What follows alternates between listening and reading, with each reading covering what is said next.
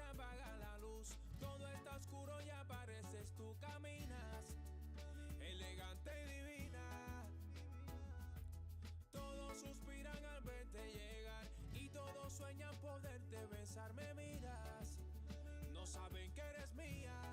Hey, poquito a poco, poquito a poco. Cuando tú me miras a los ojos, yo por ti me vuelvo loco, loco. A mí me gusta cuando tú me miras, a mí me gusta cuando tú me besas, a mí me encanta cuando tú me bailas, cuando te mueves pierdo la cabeza. A mí me gusta mirarte a los ojos, a mí me gusta cuando estamos solos, a mí me encanta devorarte a besos y amanecer el uno sobre el otro. Te di la rienda de mi vida y no me equivoqué, no me equivoqué. Eres la rosa más bella de abril, eres la lluvia que me hace sentir contigo, más nada necesito. Poquito a poco, poquito a poco. Cuando tú me miras a los ojos, yo por ti me vuelvo loco, loco. A mí me gusta cuando tú me miras, a mí me gusta cuando tú me besas, a mí me encanta cuando tú me bailas, cuando te mueves pierdo la cabeza. A mí me gusta mirarte a los ojos, a mí me gusta cuando estamos solos, a mí me encanta devorarte a besos y amanecer el uno sobre el otro.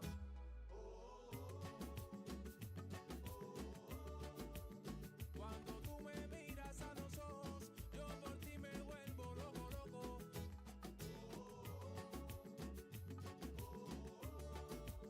Cuando tú me miras a los ojos, yo por ti me vuelvo loco, loco. Hey, yo moriría por ti en cualquier instante. No existe una estrella que sea más radiante. Te has hecho mi vida lo más importante. Hey, eres mi amiga y mi amante. Verte dormida para mí es un sueño. Me gusta besarte y que digas bajito que yo soy tu dueño. A mí me gusta cuando tú me miras, a mí me gusta cuando tú me besas, a mí me encanta cuando tú me bailas, cuando te mueves pierdo la cabeza. A mí me gusta mirarte a los ojos, a mí me gusta cuando estamos solos, a mí me encanta devorarte a besos y amanecer el uno sobre el otro. A mí me gusta cuando mi corazón lo donaría. A mí me gusta que me besas, que a mí me gusta que me bailas, pierdo la cabeza, enamorado. A mí me encanta que miras, por ti mi loba. A mí me gusta que me besas, me vuelve loco, me bailas, pierdo la cabeza. Si algún día el tuyo faltaría.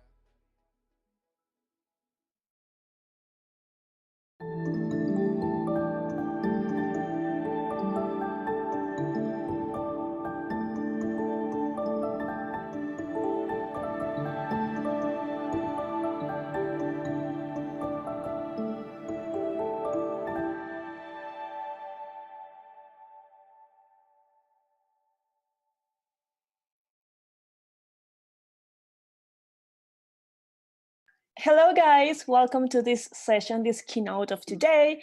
That it's basically to talk about the AEPP and the APIP. So my name is Lina Segovia. Some of you already know, but everyone calls me Lilo. I am here today because I am the current team leader for board development, but I am also the elected one from audit and compliance inside both teams of ICP. Now I need to align you with three special things. The first one is that I need you to be proactive. This is not a session for me to go deeper inside the documents, neither the implementation plan, neither the compliance matrix. So I will onboard you with this, and I need you to go and check the documents and ask me later or your ECV chat if you have any doubt about this. The second one is that if you have any question about the comment that I am telling you, you just write in the comments inside YouTube, and Monse will let me know this later, and I will answer you in the outputs of this session, so you will have access to the answers. And last but not least, feel free to reach me anytime. So for this session, I am going to discuss with you some difference about the new documents, how is the implementation plan from AI and ICV working so far, and last but not least, the compliance matrix. So let's start with the differences. And as I said before, I am not going to go deeper inside each document. So we are going to start with how everything started. So we had three main situations that make us to divide these new documents and create the new policies that you already know. The first one is that the governance of ISEC exchanges or ISEC products needed to evolve. The second one is that since we kind of had some mistakes in all the structural evolutions of the governance system, Ursula, our internal auditor, suggested that we need to make these new documents. And the last one is that we had new products or new things coming. So anyway, we had to make these changes. So with this, we had a mandate that was to review, research, and create internal product policies, as well as to deliver and report on the required structural evolutions of the governance system, including but not limited to XPPs and compendium. This should be presented and legislated in IC 2020 to be implemented by IPM 2021. With this, the project of product governance was born, and the result was basically that we had two things. The first one was the AEPP, that is the thing that we know as ISEC Exchange Program Policies, and the second one is the APIP, that it's basically the AEPP plus internal processes. And now, why we had these two documents? Well, because the APIP that it's now and the past version that it's the XPPs, it's not a document that was customer friendly. So this was creating a lot of chaos with our customers and stakeholders because it had a lot of information that they just needed to know. So that's why we had these two documents. And here, very briefly, we have that the AEPP basically it's for the EPs and OPs.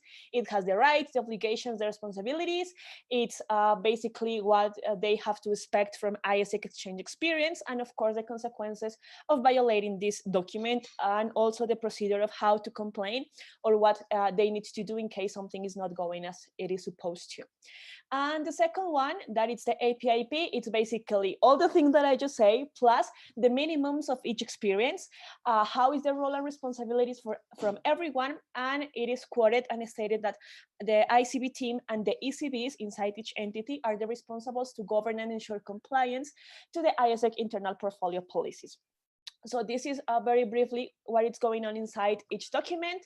And here about the APIP structure, we will have three colors: the things that are totally new, the things that had some changes, and the things that are basically changed with wording because we had some loopholes, but were basically because there was a wrong in coherence and typo mistakes and everything. So here is how the index is working inside the document, and we have the annexes. So we have 5 chapters plus the annexes, and in the APIP we go with the same way of new, modified, and the wording ones, but we have now 12 chapters plus all the annexes. So this is basically for you to make sure that you know what is inside each document. And a very frequent question that I am asked all the time about the new documents is, Lilo, I have to check the APIP and the AEPP? No. Why? Because the APIP contains the AEPP plus the internal procedure. So you only need to take a look inside the APIP.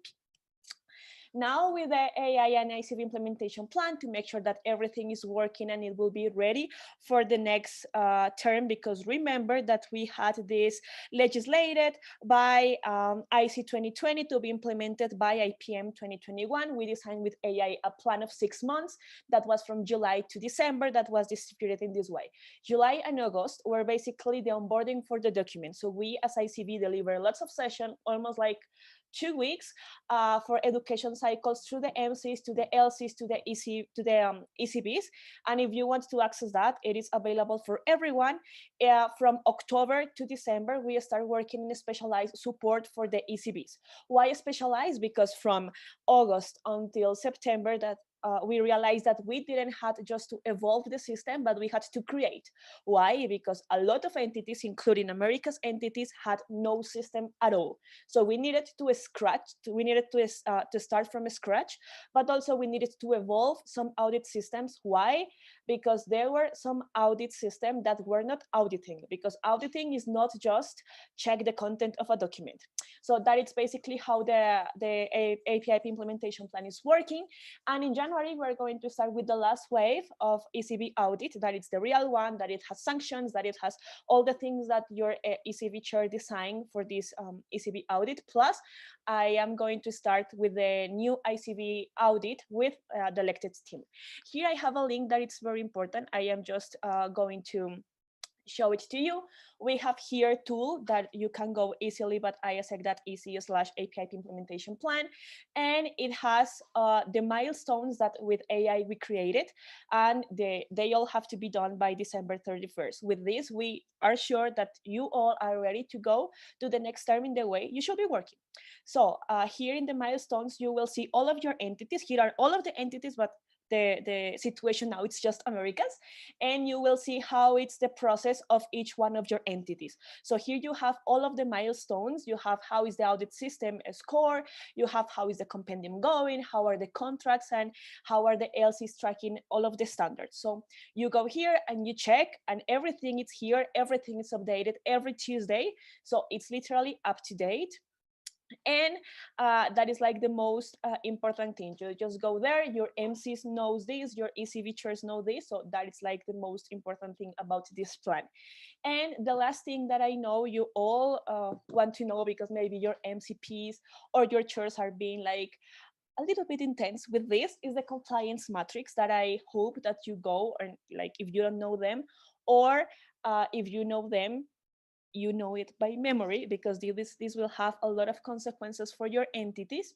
And it's basically the compliance matrix. But Lilo, what is the compliance matrix? Well, according to the new document, it's an internal control system that contains possible violations of the ISEC portfolio internal policies and its sanctions in case of any violation is identified and confirmed. So what are the goals or the objectives for this compliance matrix? We have three important ones. The first one is to ensure that ISEC is proactive and acts in the best intention to protect its customers and stakeholders. The second one is to ensure that ISEC entities are fair and aligned with the APIP. And the last one is to reduce the level of risk associated with the APIP.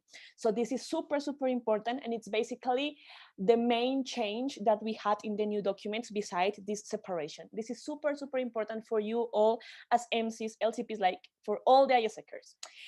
Here, that it's the annex number 4, you can go and check how is the compliance matrix working. The thing is that I mentioned some violations and sanctions.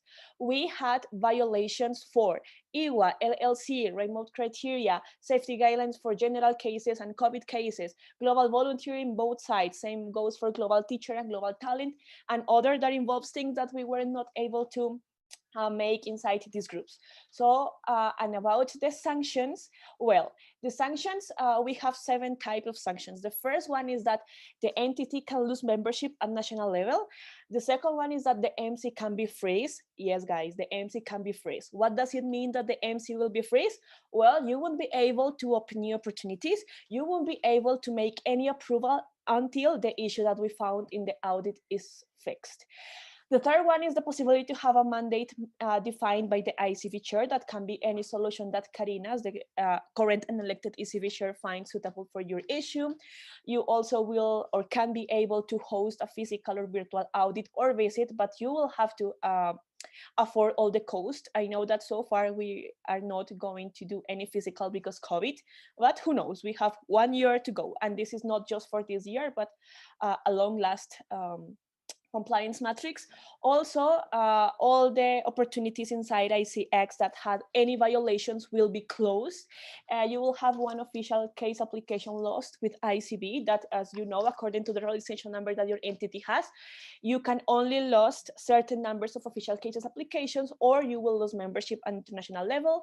And the last one is warning points. And when you reach 10 points, you will lose an official case application. This is if you reach certain points. The thing is that, and maybe the most important one here is the MC being freezed. So your MC can be freezed only if you have one violation of level 4 and level 5. So I will give you that homework of going and see what it's a violation of level 4 or 5, but I will give you a clue right now that it's, for example, not establishing a relationship with a lawyer, contract not being reviewed by a lawyer, not having a contract or contract not respecting the contract minimums, if your LCs are not tracking standards delivery, not educating your members about APIP, not having a harassment prevention committee and anti-violence committee established, and not having an audit system approved by ICV.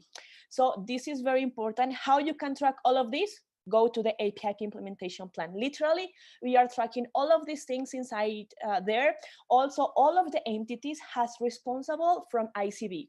The person that handles all or that makes all the coaching in auditing for Americas is Andrea.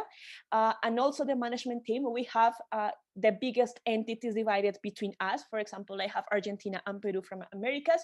So make sure that you are reaching these people and also that you are tracking the milestones in the best way possible. Because just having one of these will be freezing your MC. And right now, what is the worst thing that can happen to any entity? Not being able to even open opportunities. So take care with all of these because this is going to start to be implemented by IPM 2021. And if you feel this is too much to remember, just take a break, go to the is.ec/implementation plan, APIP implementation plan, and you go and make a copy of the tab of milestones and work on it with your ECB chair and your MC responsible. I know you all are going to planning, so my advice for you is to have a copy of these milestones and make sure that you have them planned to be worked on your replanning, because this is going to be crucial for all of you if you want to work in the future. Also ask your ECBs for the ECB state form. What is this ECB state form? We have this compliance matrix that is the one that is global legislated, but also the ECB chairs needed to align their audit process to our audit process. This means that inside your entity, you had an ECB audit check, and this audit check is basically the national compliance matrix. So your ECB chairs went to the task of reviewing every single violation of every single category and put, according to them, when it's going to be a violation, when it's going to be punishable, when it's going to be sanctioned, and all of the sanctions. So go there because you have the global compliance matrix and also the ECB audit check that is like the local or the national compliance matrix. And this is super important because it's basically the criteria or when you are going to pass audit. And if you want an advice from my side, that is that like as current PD and elected audit and compliance, reach, ask, and work with your ECB chair. Why? Because the ECB chair right now is the best asset that your entity has. So go and reach this person if by some reason you feel that there are some things that we need to work on, because we are still working in a lot of improvements inside the local audits. You can reach me anytime, you can reach anyone from ICB, just make sure that you are working with this, because this is super important. And one of the main differences that we had from the last audits is that we are not going to audit operational stuff. We are auditing now alumni relationship. We are going to audit now how the Blue Book is being managed. And of course, there is the task of creating graphical material. It's not from the ECB chair, but this person needs to audit that this is working properly. So make sure that you all are working into this and you are in a full synergy with your ECB chair, because this person, it's the best person inside the national entity to work with compliance and the governance system. That it's basically all the thing that I am working right now. And since I see that I have some minutes left, I will go to the implementation plan that I show you, and I will explain you each one of the milestones because we still have 10 minutes. So here we have 4 milestones. The first one is having at least 80% of entities with an audit system established and legislated in entities compendium. How we are evaluating this, we have 4 criteria. The first one is that the ECB chair answered the ICB audit form. I can see that in Americas, everyone did it. The other one is already have an audit system. This is the system that I told you, oh, it needs to be created, it needs to be evolved. So this is basically like the draft of a full audit system. Then if we had an ECB chair summit when we were working in this audit system and how all the compliance will work. So yes or no, if they're attended or not. And we have a score system that is the audit support that we are giving to the entities. I will explain this, and it's that it's not having a normal audit system. If you remember what I said in the beginning of the sanctions and violations, it's an audit system approved by ICB. So the score system, we had from 0 to 100. We had minimums and we have milestones. The minimums is like the things that your ECBs and the audit needs yes or yes to evaluate. You go to this until 80. And all the entities had until December to have an 80, and the milestones, they can be reached by December. So I can show you here. You can have access to this anytime. So this is no secret. You can check this. The minimums are having that the audit is only performed by ECB. The audit system allows the identification of all the policies in the compliance matrix that are around 199 at least policies. The system have an ECB check that it's the compliance matrix in a national level that I told you about. The ECBs needs to audit at least 4 times per year. The entity has a template to report findings at least each semester to the national plenary, so LCPs, MCs, and everything. And the entity has a tracking and storage tool, like when they are able to track who is missing, what document is missing, but also when they are having all of the information saved according to the GDPR protection system. And the extra miles is basically having a booklet to explain to all of the entities how this system is working, since it's so different and it has a lot of new things. It has to be legislated in the national compendium that the system needs to be run by ECB, and if the entity has a clear criteria to pass or not to pass the audit. These extra miles, or like the last extra mile, it's totally up to the ECB chair. If the ECB chair wants to the entity to pass audit with a 95% of documents, or 100, or 80, or 85, is up to the ECB chair. Okay, so that is like about the first milestone that we have. The second one is 100% of entities with entities compendium updated with the new policy. So it's basically if the compendium is working with the APIP or the XPP, and of course if the entities are being educated with the new policies and everyone is aware of what it's APIP and that we don't exist with XPP anymore. And this is super important because we have MCs thinking that XPP is still valid, and it's not. So have a look into that. The third one is 100% of entities with contracts updated with the new policies are reviewed by a lawyer. So contract is still with XPP or APIP. And if the entity has a relationship with a lawyer, so it's not mandatory to hire a full-time lawyer for your entity, but it's mandatory that any legal movement that you are going to make, it's allowed with a lawyer, and also that the ECB chair has connection with the lawyer.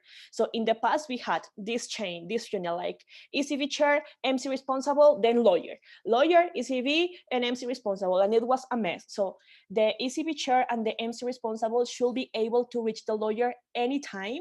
And the last thing is that all the contracts and everything that you are making to the people sing or put their signatures or date or whatever needs to be reviewed by a lawyer. And the last thing is that at least 80% of entities with a tool to track standards in LC level.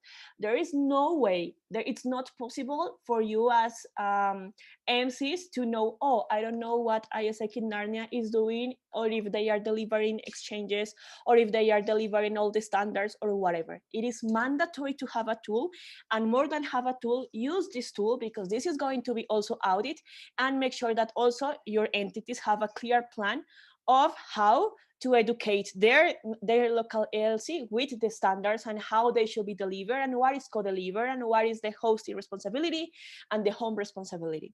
So this is basically about the APIP implementation plan that we have and we designed with AI. Here we can see the educational cycle, that it's the days that I talked to you about. You will be able to see the recording of all of this and how we deliver each session. It's available to everyone, so you send it to your LCPs, to your VPs, to everyone now that you're going through planning, and also that you are choosing the current EVs and everything. Here mapped all of the actions that we with ICB, with AI, sorry, we are doing to make sure that everyone is ready. Our work is to provide you all the tools that you might need, but it's your responsibility as MCs and LCs to make sure that your entity is working with this. Like, we cannot make more than provide you all of the things and give you all the support that we can. And last thing is something about platforms. So the special one here, it's these milestones. Go and check each one of your entity, because this is going to define your future, literally speaking. So again, your ECB chair is your best ally in this situation. And if you have any question about this, reach your ECB. If you need that, if you feel that you need more information, or you will like to have a special talk with me or with Micaela, here are our contact. Here is my mail, my WhatsApp, also Mika. Who is Mika? Mika is the current team leader for the compliance. So in her brain, it's basically all the ideas behind the compliance matrix. And also I am working with the entities development, the ECB's development, and I am the next team leader. So feel free to reach us anytime, just ask. Don't stay at home with your doubts, just ask, because this is super, super important. And also your ECB chair is your best friend. So I hope that this session was very helpful for you all, and you all took notes. I know it's a lot to process. Just go and check the documents, and remember that if you had any question in the chat, I will answer all of them in a slide that will be available to all of you in the outline. So that's it for my session. Thank you very much, guys. Please remember that for this checkout, you are invited to go to the Zoom room, because Lizzie is going to make the checkout. So go there and enjoy the rest of this conference, because it's amazing and you are ready to make an amazing job for your entity and ISEC as a whole.